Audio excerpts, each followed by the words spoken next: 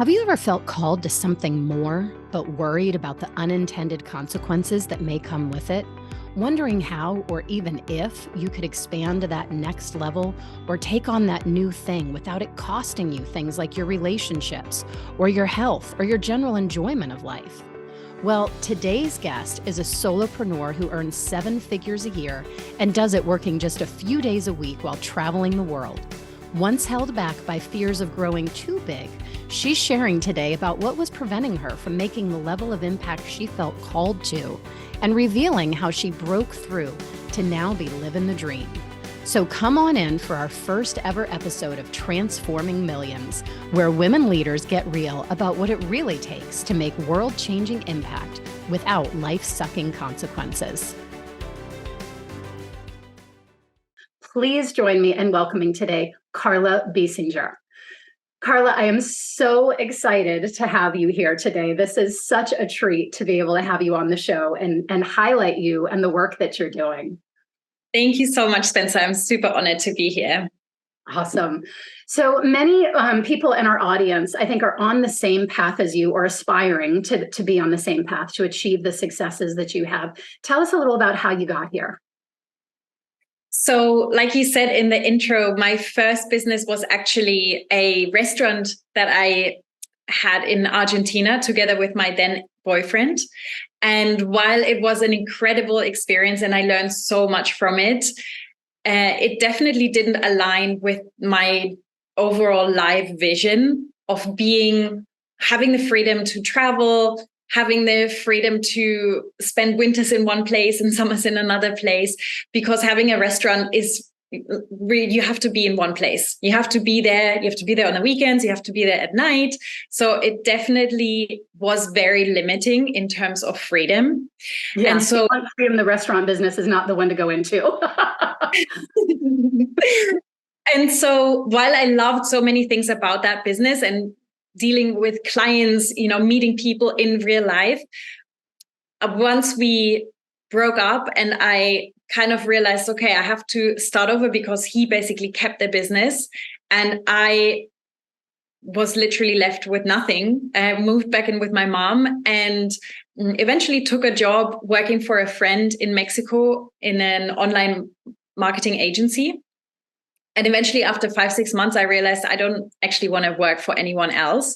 So that's kind of how I came up with the idea of starting my own business and starting an online business. So I started taking a lot of online courses, learning how to sell stuff online. And then eventually thought to myself, actually, I think I could create an online course. It doesn't seem to be that difficult. Mind you, this was 2015. So there wasn't as much competition as there is today. I eventually created a niche for myself where I wanted to work with female entrepreneurs because I was so tired of being surrounded by so many men, like I was in the restaurant. So female entrepreneurs in the food industry, because I felt like at least I have a little bit of credibility because I used to have my own restaurant.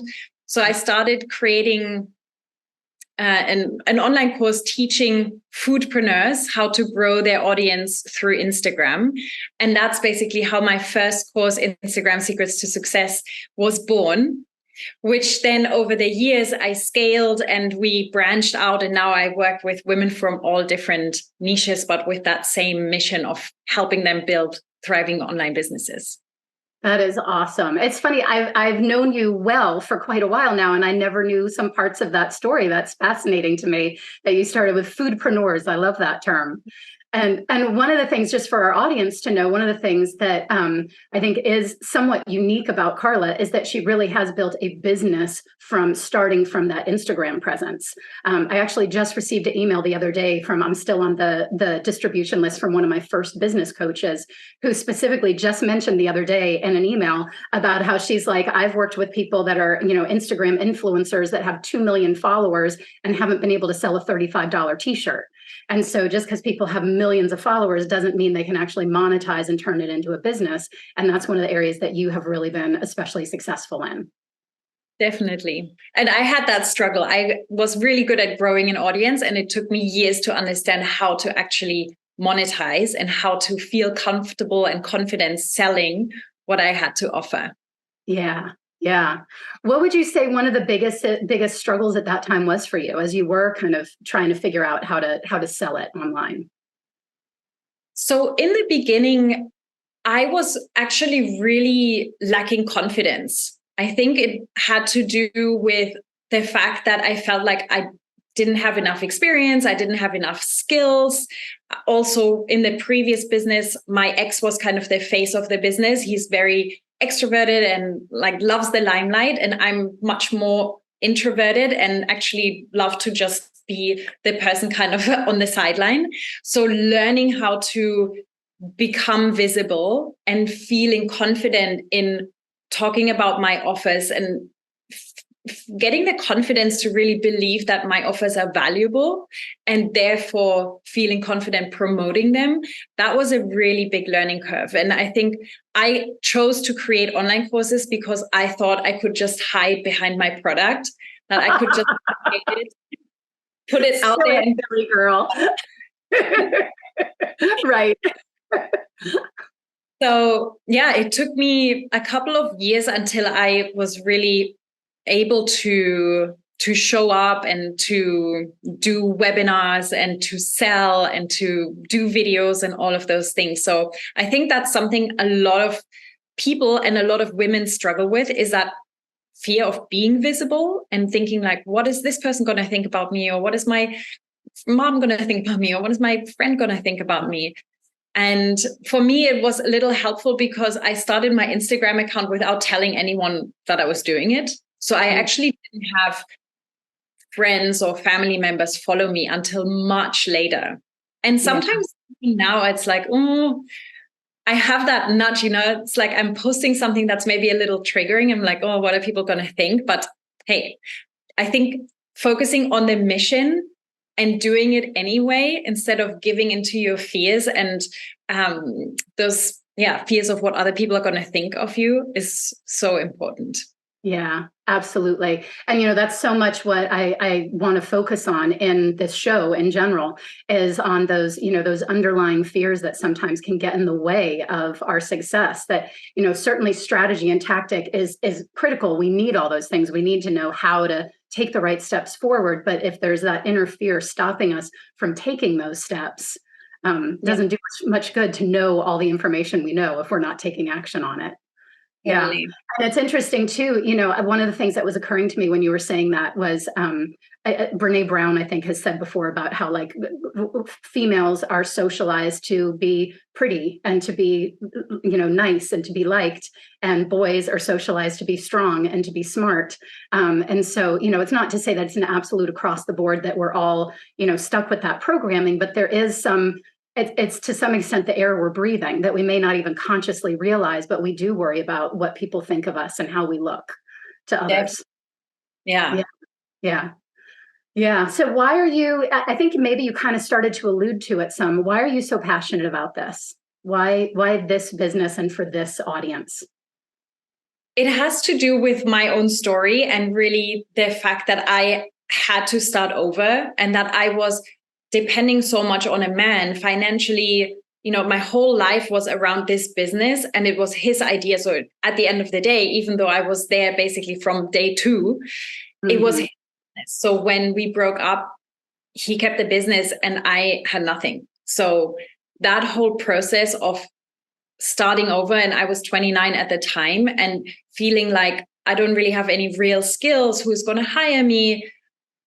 I've never really had a real job. So it was super difficult for me to start over and to really figure out, what am I going to do with my life now? Like, I thought this was the one. And now here I am with no money to my name, no home. I moved back in with my mom, and that's kind of when everything developed. So the fact that there's so many women who depend on men financially and who have to ask their husband if they can have $500 to invest in their business, that's something that it gets to me, and it happens a lot. And then seeing that their husband says, no, like you're not even serious about your business and just not even giving them $500, which is so little money if you think about it, to invest in your own business, to invest in something that has the potential to 100x that return. Right. Heartbreaking. Yeah. Yeah. Yeah. And I feel like in some ways you were fortunate to go through that experience at 29 and still know that you had your whole life ahead of you.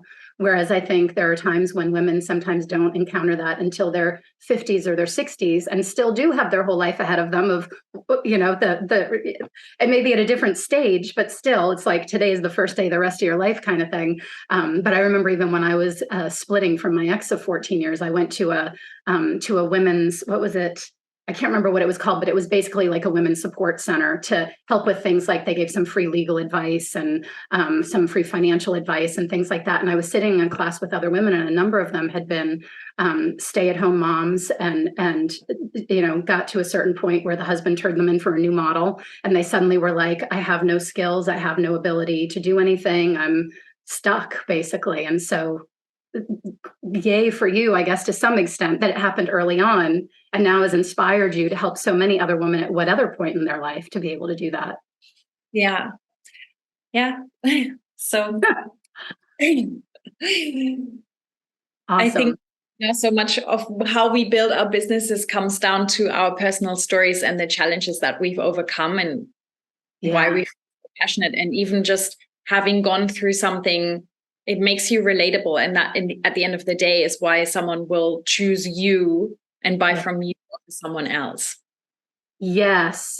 Say a little more about that, because I think that's so important for women in business to really understand, especially if they're at the earlier stages of it, because it's, you know, there's a gazillion people that are all offering or doing the same thing, but they will be drawn to you. So say a little more about your philosophy on that or what you teach.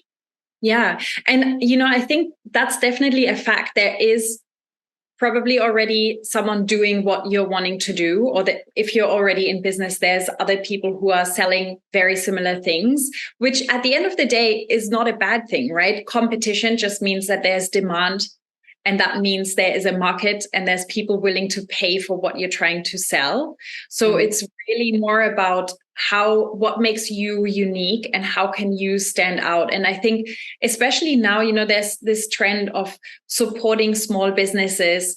There's this trend of really buying from people instead of buying from brands. And so humanizing your brand and showing your face and showing kind of the not so perfect things that are happening in your daily life, that's exactly what someone will resonate with. And that's what makes you likable. And as we know, people buy from people they know, like, and trust. And so actually being okay with letting people in on what's actually happening behind the scenes is something that's really powerful, obviously to a certain extent. Right? You are, especially if we're talking about Instagram, you decide what content you post and what content you don't post. For example, I post very little about my dating life, but there's other things and other challenges that I feel completely fine with sharing. It's just when it involves someone else who maybe doesn't want to be visible on my Instagram account, I respect. But yeah, I think sharing your stories along the way and sharing these moments that really helped you define your path is something that's really powerful, and then no one else will have the same stories as you. Yeah Amen to that. And I think it's so what did I want to say about this, that it does. I think it makes you so much more relatable, and is exactly why, like you said, people will be drawn to you. And for me, I almost feel like it's a requirement that people have to be real, that I buy from. Like if and especially in the land of coaching or mentorship, I feel like anyone who comes across like, well, I have arrived and I have all of the answers, and if you just do as I say, you too can be amazing like me. I'm like, huge red flag. I have zero interest in that. I want to follow the people who I know are human and are going through life experiences and are sharing them openly and not trying to speak from on high, which I know, especially from the kind of work I do with people, would be complete BS. If somebody was doing that, like, okay, you're putting up a really great image there, but I know there's other stuff going on behind the scenes. Yeah. So along those lines, maybe I haven't said to our audience yet, you're not only my guest expert, but you are a former client as well. We worked together for a while. I would love if you would be willing to share a little about what a turning point was for you. I always, in fact, it's funny, you're one of the clients that I brag about a lot as far as the courage and the action, the courageous action you took based on our work together. You've been very open about sharing your numbers. You even, and I was looking at today, one of your products, your passive income accelerator, you share a chart of your income numbers, and all of a sudden there's a huge spike. And it's around the time we were working together, which you did the work to make happen. I'm not saying I made that happen, but what was the turning point through that really created that opportunity and possibility for you? And I think I often think back to some of the conversations that we've had, because I think this was really the first time in my business life that I understood these underlying fears that I had. And there's a couple, that I'll always remember what they were and how I just smashed through them. Totally smashed through them with like the sledgehammer of all sledgehammers. Yeah. And I think, there was one that was particularly important because I had this belief that if I started making a lot of money, my mom wouldn't love me, because when I was growing up, she would make comments about rich people. Just kind of, rich people are bad and rich people spend money on ridiculous things. And so I had that belief that if I became rich, she wouldn't love me anymore. And so I remember, I'll never forget this. I went back to Germany to visit. We went for dinner, we went on a walk, and I just shared with her that this is something that's been on my mind. And she just gave me this big hug, and she was like, that's crazy. I want you to make a lot of money. And it was just such a big turning point, because it was like this thing that was keeping me playing small. All of a sudden, it was just gone. And I think that's the amazing thing with beliefs. You can hold on to a belief for decades, and then the moment you prove that it's BS, it's just gone. And you're like, what? I can't believe I was believing that for so many years. Yeah, it's like the curtain gets lifted and you can't even pretend that it was what you thought it was anymore, because you just see otherwise now. I love the way you captured that about you could believe it for so many years and then suddenly you just don't believe it anymore and it's gone. Yeah. And I think especially during that time, there were a lot of beliefs that I worked through, you have to work hard to make money. You can't have a happy relationship and a successful business. Many, many beliefs like that. So it's actually interesting to see how many different levels there are and how many different beliefs we have that keep us stuck. It's not one belief and then you're like, okay, I'm at my next level. It's actually a number of different beliefs.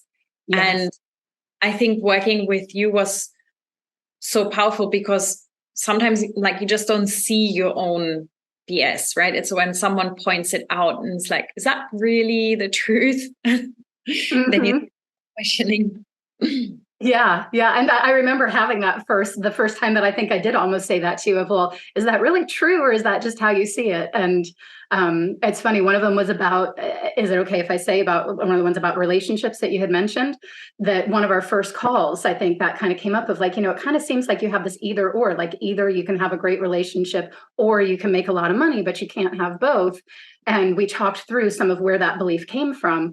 And I think by the next session that we were together, you had said, it's crazy. I was on a plane flying to Portugal last weekend, and I saw all these really happy couples in business class. And I remember you commenting on if they're in business class, they must have money and they seemed really happy and in love. And I've never even seen that before. Because it's we look for evidence of what we believe, but when you start shifting the belief or choosing to believe something else, and I don't mean Pollyanna, make it up, la, la, la, like it's a lie kind of thing. But when you expand that, suddenly it's there's a whole new world available to you. Yeah. So how can you connect the dots for people on, because sometimes when I share stories like that with potential clients, they'll say things like, well, okay, so you believe something else, but so what? Like what really happened? Can you share a little about how that prompted different actions and new risk taking for you? Sure. So at that time, and I mean, looking back, I'm like, was it just luck? Was I at the right time, at the right place? But it was right at the beginning of COVID, Yes. when I had my big business breakthrough. Mm-hmm. But what happened was I had just hired someone to run my Facebook ads for me. Yep.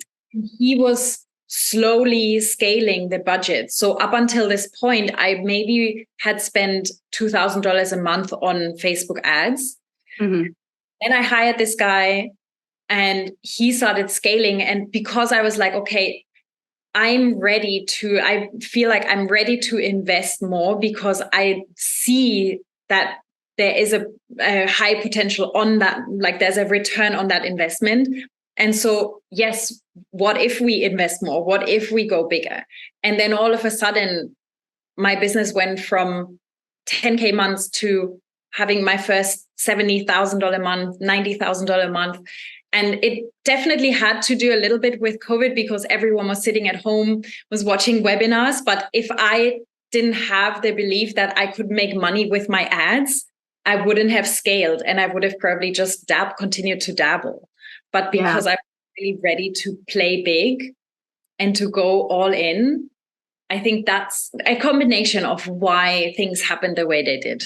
Yeah, absolutely. Absolutely. And part of it, I kind of have a visual in my mind too, as you said that about even the conversation with your mom and her hugging you. It's like the ceiling got removed. And so you gave yourself permission to grow bigger. Because I also remember one of the first things you said to me on our first calls was, I'm not one of those people who wants to make $1 million. And I remember saying, well, that's very interesting. Can we talk about that? Where I said, look, I'm not saying you need to make $1 million or that you should make $1 million, but I'm super curious why you specifically don't want to make $1 million, which is what led to the conversation about the fears of more money equals more problems and lack of love for mom and rich people are bad. And I can't have the relationship and the business and all of that. So by opening that up, it kind of blew the roof off. And then without that ceiling, you were willing then to invest more and take those risks and see the potential for the return. Yeah. Amazing. Amazing. So what are some of the, is there like a win from a client or like a most fulfilling moment for you? Because like I said, you're one of my big client wins. I'm like, girl, 10x'd her return, or not just her return. It was way more than 10x on your return of what you paid for coaching with me, but 10x your results, your revenue from when you came in to work with me. And in less than a year and a half, you were consistently 10xing it. So you're always one I get all warm and fuzzy sharing stories about, because also I love you as a person and what you're doing in the world. But do you have a particular like client win or a really fulfilling moment for you in the work that you're doing? Yeah, well, thank you, first of all. And definitely, I think the messages I've received over the years, like, I just quit my job, I just had my first 6-figure year. Those are really messages that I'll never forget.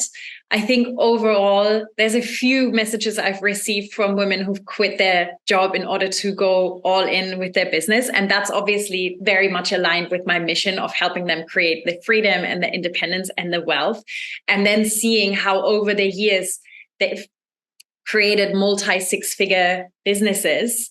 I actually just had a call with a client yesterday, and I can see how much potential she has. And like, I know she's one of those people who is going to explode and she doesn't see it yet. And it's like, I think it's one of the things that also happened in my journey where someone saw that potential in me when I couldn't see it yet. And so seeing that and knowing that their life is about to change completely and they have no idea, like they might have, a little hope, but it's like, I can see it and it's going to happen. And it's just what's required from them is just continuing to take action. Yeah. Fantastic. I love it. I love that. I can totally relate to that, about those moments where you're like squealing inside with excitement about what you know is coming for a client. Absolutely. What would you say? What would you say is the most important thing that people need to know or remember about succeeding in business? Like for people that do want to create that freedom and create that wealth for themselves, what is there any one thing that you would say this is the most important? I think the most important thing is remembering why you're doing it, because it can happen that you get wrapped up in aiming for more, wanting more, making a point, proving someone that you can do more, that you can become bigger, which can then lead to burnout, which can result in you creating this monster that you hate at the end of the day. And then you're like, I actually just wanted to create a business so I could enjoy my life and, create the freedom. But now I'm stuck in all of these things and I'm actually not enjoying this. So I think remembering your why and making the why more important than the money is really important, because the money alone, while it obviously helps and it can help you create happiness and happy moments, at the end of the day, if you end up having lots of money but hating the business that you've created, it doesn't make you happy. Yeah. I love that you said that, because I think so many people in business, men and women, let it get away from them. It's so easy to keep. And I think so many of us who go into business are a little type A to begin with. We're kind of overachievers and we see possibilities and go for big things. And it can get very easy to get almost taken over by that sometimes, which is why one of the first pieces of my framework is alignment. It's all about who you really are, what you're here for, like from a purpose or mission or why perspective, and what really matters most to you. And that's always where I start with people, is like, let's get clear on the life you want and then figure out how to build a business that'll support that. But I also I got excited as you were saying that, because you just recently shared something about your journey. Would you be willing to share a little about, for you, how this, like why you're saying this is so important now, kind of a recent aha you had about that? Yeah. And this was actually very unexpected. But I was on a family holiday with my dad and my brother and my sister-in-law, and I had a little issue with my dad. And then that led to a talk. And I basically realized everything I've been doing, I've done to get approval from my dad. And even when I was making 7 figures, I didn't feel like it was enough. And it just made me realize that a lot of the things I was doing and why I was aiming to do more and do better was just to feel worthy and feel like valued by my dad. And then again, once we had this conversation, I just realized, like, yeah, I know for me with this business, I've made it. I've achieved everything I wanted to achieve. And it feels so fulfilling to now be like, everything I want to do, I just want to do because I want to serve my clients. I want to enjoy my days. I want to work on and create things that I know will create a transformation, but I'm not doing it to make a point. I'm not doing it to make 8 figures or whatever. Like, I'm so right now aligned with what I want in life, and it is actually not growing my business. Mm-hmm. That's awesome. I love it. And you're at a point that you're satisfied with, I think, is part of the takeaway from that as well. Because again, we do have, I think many of our listeners are super achievers and might be like, well, why would you not want to keep growing it? But I think they're also savvy in recognizing you can reach a point where you can be very satisfied and fulfilled with this. This is enough. Because I think part of what really pains us and plagues us as humans in so many ways is feeling like it's never enough. Like we're not enough, like our numbers aren't enough, like what we're doing isn't enough. Like it's always like this sense of lack and not enoughness from that fear-based perspective of really, ultimately, I love that you said it both about your mom and your dad. Ultimately, it's all about mom and dad loving and approving of us, which some people might hear that and be like, really? But yeah, really, like we all, I think at our core, are still just little kids trying to not get kicked out of the modern day cave and be loved and accepted and supported and valued by mom and dad. And we just play it out in different ways. Yeah. Yeah. Amen to you for like having the insight to recognize that and the courage to tell the truth about it and to take actions, to take aligned actions toward what you really want. Yeah. I think it was such a bold move. Was it scary for you shifting? Because I know you really pulled back your ad spend that you had been putting in every month for your revenue that you were generating. I think there were a few months where I was just kind of in this in-between state where I wasn't sure, like, am I just keeping something going because it's kind of working? But at the end of the day, there's so much pressure, having a big team and spending a lot of money on ads. There's so much pressure just making back that money, let alone making a profit. And then just kind of trusting that there's something else that's coming. And, like I was the Instagram girl for probably 6 years, right? That was my identity. And I think a lot of this shift had to do with actually understanding being an Instagram queen is not my identity. Like I have my own identity and my business is not my identity. And for so long, I think I was putting so much of my worth was attached to my business and how well my business is doing. And just a few interesting things happened in this time where also I'm dating someone and he, I shared some things with him and he was like, I'm actually more interested in getting to know you. And I don't care that much about your business. Like I'm super proud of what you're doing, but I'm really interested in getting to know you. And that was another moment where I'm like, yeah, I'm actually my own person and I'm interesting regardless of how much money I make in my business. And I'm a valuable person, regardless of whether I make 6 figures or 7 figures or how many figures. Mm-hmm. And so definitely there was a few months of just this in between, but the more I'm also learning to listen to my body and to kind of trust that I'm on the right path, the more I feel like things are falling into place.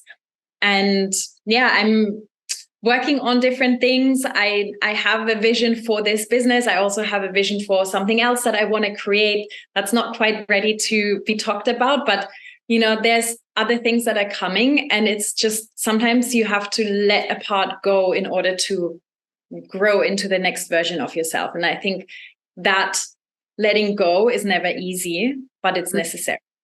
Yeah. Yeah.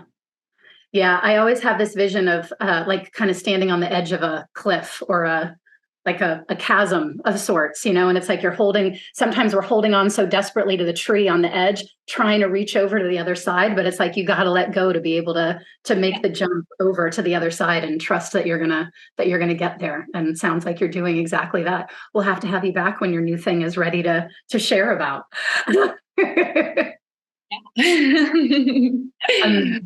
Amazing.